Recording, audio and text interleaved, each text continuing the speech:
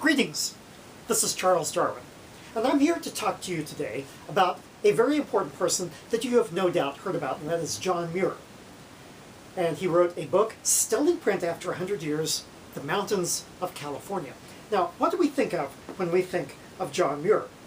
Well, we think of him as a man who hiked and climbed in the Sierra Nevada mountains of California. We also think of him as a very important person in the history of conservation, that he defended natural places from human impact. Sometimes he was successful and sometimes not. So, for instance, he was successful in getting protection for Yosemite Valley. It was going to be flooded as a reservoir, but he fought for its preservation, and today, millions of people from around the world come to Yosemite National Park to see the beauty that was first described by John Muir. See, here's Half Dome, right here. However, there was another valley near Yosemite, and not too different from it, called Hetch Hetchy. And John Muir was unable to save it from human impact. Today, it is a reservoir. And, however, without John Muir, the people of California, people of the United States of America, would not have known what they were missing. If they had heard, oh, Yosemite Valley is going to be made into a reservoir, they would have thought, well, I guess that's okay. But John Muir informed them what was there and all of the things that they would be losing. And so that was why he was really important in his publications. But that brings the question up, was he a scientist? Well, there are several characteristics that he had that are characteristic of scientists, and one of them is he was a very close observer of all the plants and the animals and the rocks and the glaciers.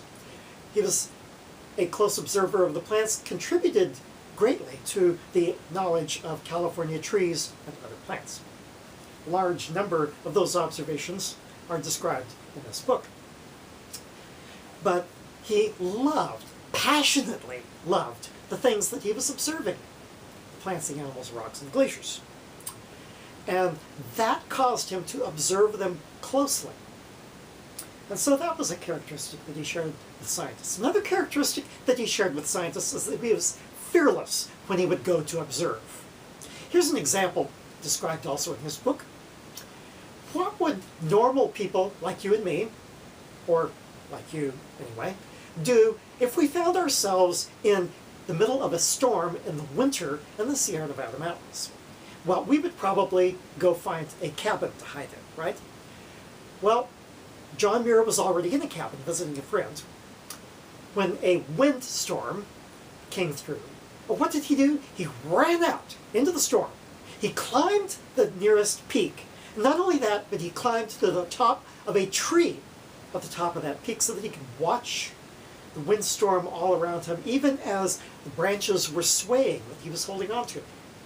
He even watched the wind push some of these trees over. That's the kind of person that he was, fearless in making those observations. But you see, science isn't just observations. Science is also hypothesis testing and drawing conclusions.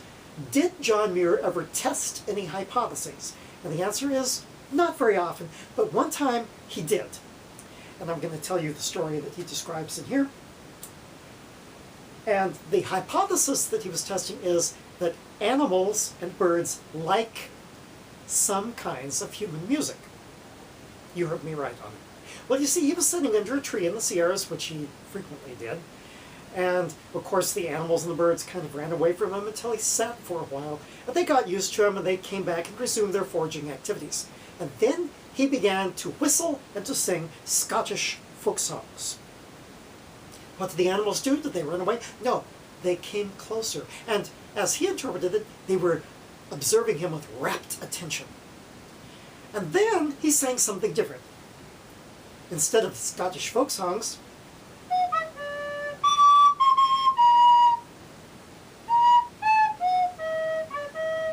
he sang the Old Hundredth, also known as the doxology.